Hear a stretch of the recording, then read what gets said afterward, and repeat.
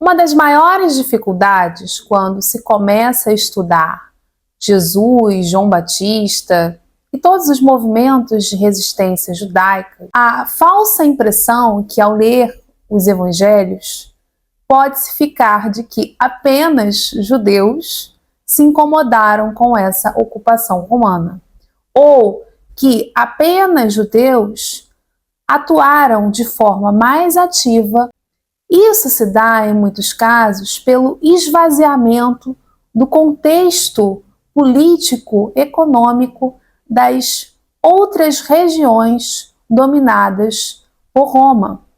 E o mais interessante quando nós estudamos essas ocupações é percebermos que as práticas de resistência se reproduziram em outras regiões. Um ótimo exemplo disso é o roubo da águia, que aconteceu tanto na Germânia quanto na Judéia. E esse roubo é uma forma de resistência não armada porque tinha um significado muito específico. Para esse mundo antigo, a vitória de um povo sobre o outro sinalizava também a vitória da divindade sobre a divindade do povo conquistado. Ora, isso significa dizer então que a deusa Roma, muitas vezes representada de forma militarizada, se apresentava como uma divindade superior às divindades dos povos conquistados como superior. Vejam, isso significa dizer que é algo muito gritante para a mentalidade de povos como os judeus, que viam então Yahvé, um senhor da guerra, sendo colocado como uma divindade inferior aos deuses romanos, o que também implicava então em todo um processo teológico de ressignificação de Yahvé não como um deus inferior, mas como um Yahvé que castiga. Mas o fato é que uma boa forma de sinalizar que essa divindade vencedora não é tão boa assim, ou tão forte assim, era roubar elementos simbólicos ligados à força, ao panteão, à superioridade religiosa do povo que havia dominado, havia saído vitorioso no conflito. Daí, nesse sentido, o roubo da águia, um ótimo exemplo de resistência por parte tanto dos germânicos quanto por parte dos judeus. E que é um outro exemplo que evidencia, no contexto histórico de João Batista e Jesus, não é possível em se falar em práticas de resistência violenta à ocupação romana, mas ainda em um estágio de ocupação não violenta, não armada. Vamos entender melhor esse caso? E é um grupo também que vai tensionar com Jesus, vai estar nos debates em conjunto com os fariseus. E a questão da águia dourada de Herodes, que foi um episódio que marcou bastante. Aliás, o símbolo da águia, ela é uma constante em contextos de ocupação, não só no contexto ali da Palestina, né, no caso judaico. Não sei se vocês viram a série Bárbaros, Netflix, tem um episódio desse também, sobre a questão do que o pessoal que estava ali na Germânia, incomodado com os tributos romanos, olhem, pensem em uma história comparada.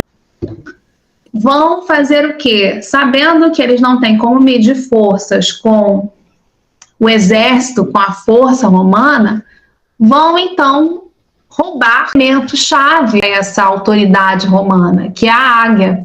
Então a gente percebe que é um movimento de resistência, é um movimento de crítica, porém não violento. Eu trouxe aqui para elucidar o passo de antiguidades judaicas e que eu já pontuei em vermelho, que são as inserções do Flávio Josefo, lógico, né? Afinal de contas, nós estamos falando de um judeu que foi, depois de um longo envolvimento com a guerra judaica, né, na revolta judaica, ele se manda para o lado dos romanos, não deixa de colocar as suas interpretações. Então é isso que eu já sinalizei em vermelho. Mas vamos lá. Pois, em primeiro lugar, ele estabeleceu competições atléticas em homenagem a César e construiu um teatro em Jerusalém. E depois disso, um anfiteatro muito grande nas planícies. Ambos luxuosos, mas alheios aos costumes judaicos. Em torno de todo o teatro havia inscrições relacionadas a César e troféus, nações que ele conquistara na guerra. Todos confeccionados para Herodes de ouro e prata puros. Estrangeiros ficavam estupefatos com os gastos, mas para os nativos isso significava um rompimento aberto com os costumes que eles honravam.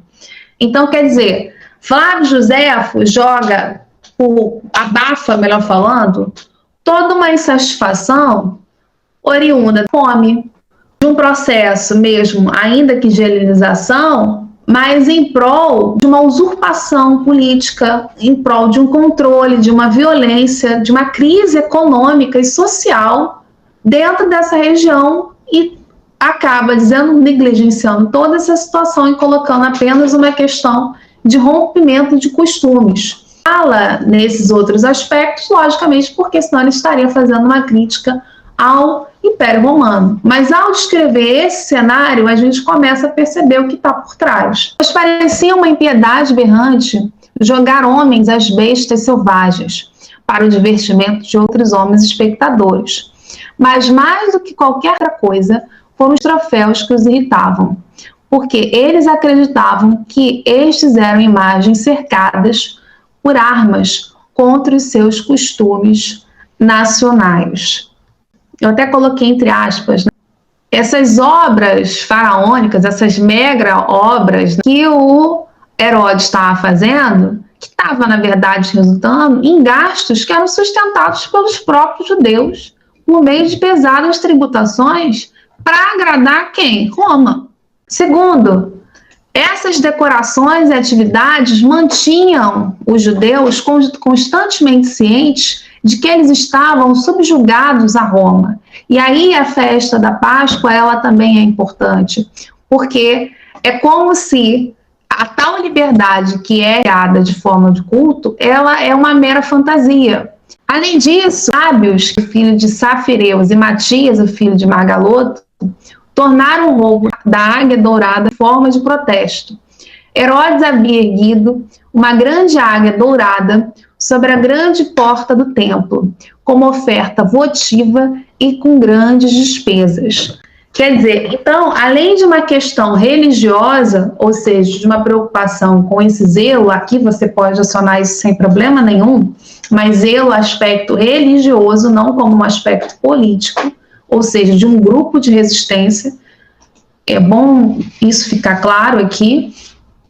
A gente também vê que há uma espécie de controle, ou melhor, de marcação desse domínio romano a partir do templo. Então, o controle romano sobre os judeus é tão grande que eles conseguem, inclusive, dominar quem manda, quem não manda, ou quem será o sumo sacerdote nesse templo.